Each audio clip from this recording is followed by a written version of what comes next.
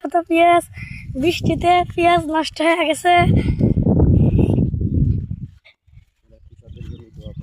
আপনারা কৃষকের জন্য দোয়া করবেন যেন ভালো করে বীজগুলা ক্ষেত থেকে উঠতে পারে, কৃষক যাতে লাভবান হয়। কৃষকের জন্য দোয়া করবেন সবাই। দেখেন পিচির কি অবস্থা, পিচের করুন অবস্থা। দেখেন সারা মাঠ ভরা পেঁয়াজ, সব নষ্ট হয়ে গেছে। সবাই দোয়া করবেন। দেখেন মাঠ ভরা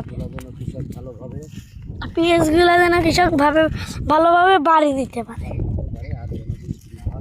আর যেন বৃষ্টি না হয়। এরপরেও যদি আরো অনেক বৃষ্টি হয় তাহলে কৃষকের ক্ষতি হবে অনেক। কৃষকের জন্য আপনারা সবাই দোয়া করবেন যাতে ভালোভাবে বীজগুলা কৃষক বাড়ি নিতে পারে, ভালো দামে বেচতে পারে ইনশাআল্লাহ।